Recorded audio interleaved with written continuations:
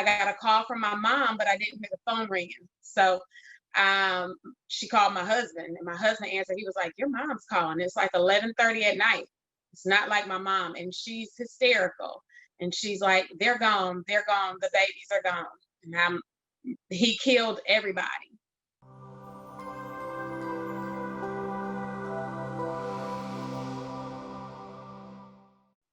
Hey everyone, Vicky Schettini here, and I hope you're having an amazing day.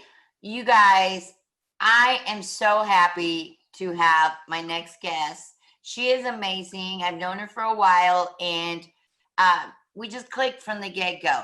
I have Danielle Leverett, and she is the founder, and I'm not going to mess this up, but it's R3 Memorial Foundation. But thank you so much for being here. Thank you for having me. Thank you for having me. So a little bit about R3. R3 is a foundation that I founded after a huge tragedy. It was kind of my way of picking myself up and putting my boots on the ground and healing after my niece and great nephew were murdered in a family annihilation, domestic violence incident last year. So a little bit about that. If I could just tell you the story, I was in my bed, right? And I got a call from my mom, but I didn't hear the phone ringing. So she called my husband, and my husband answered. He was like, "Your mom's calling. It's like 11:30 at night. It's not like my mom." And she's hysterical. And she's like, "They're gone. They're gone. The babies are gone." And I'm like, "Wait, what?" So yeah, so I called my sister, and she verified. She was like, "Yeah, he killed everybody." And I'm still in shock. What's going on?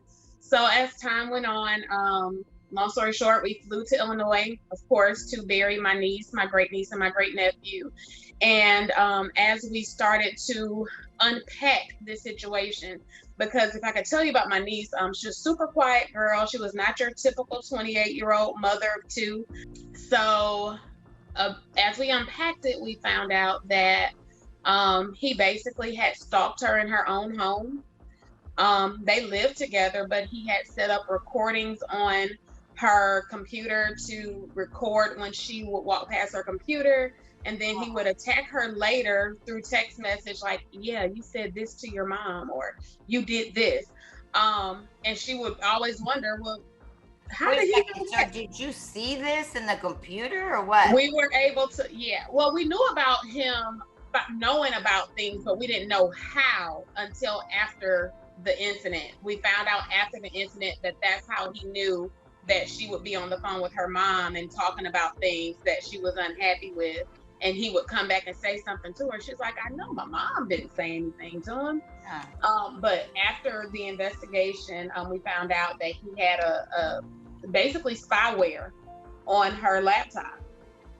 We found a notebook where he had been trying to crack the code to her phone. He had written down birthdays of all of her family members, including my own, which I was like, what in the world? Didn't even know the boy knew what my birthday was. We also found out that he had been to the gun range prior to.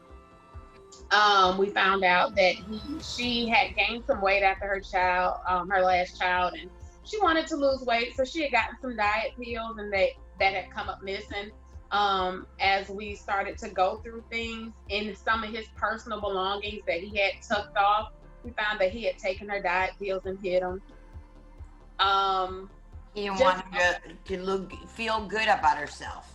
Absolutely. So it was just a lot of mental abuse that she Jackie didn't know, and we did not know. We never recognized. We didn't see them as warning signs. He didn't hit her prior to that night. Not that she ever shared with us. And she was pretty open with us. So I think if he had ever put his hands on her, she really would have told us. But he had never put his hands on her. And when we think about abuse, people always think of sometimes those bruises are internally and you don't see them. And they're the worst, honestly, to me, because I came from my previous husband. He was mentally narcissist, and that stuff that stays with you for a long time, and sometimes you just can't get over it. You know, like what they say, sticks Absolutely. and stones may hurt you, but you know, the words are the ones that get to you because They you do. don't get past it. Absolutely, they do. And like I said, those are warning signs that people don't think of as warning signs. A lot of women are going through these things, gaslighting. When you tell a man you're unhappy with something, and then he flips it around and tells you that he's cheating because you don't have enough sex with him. That's gaslighting, and that is abuse.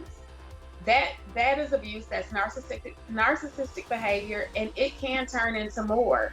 You never know where a person is mentally.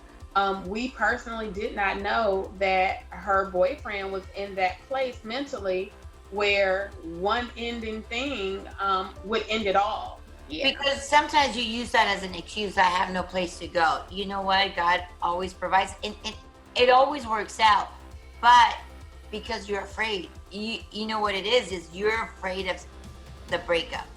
The Absolutely. actual going and saying, I'm done and walking out the door because you don't know what's going to happen when you turn around, you know, and Right. evidently. So you think you're ready and you're going to say it, and they walk in the room and you chicken out.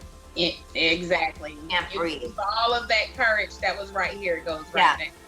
Thank you, Danielle, for coming. This was really, really exciting. You gave me chills. Can't even imagine. But this is a great cause. And I think, you know, the more we get the word out, we'll be able to help more people.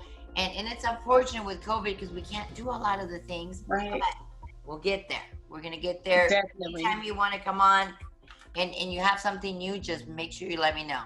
Will do. Thank you again for being on the show. Thank you. Bye. Bye.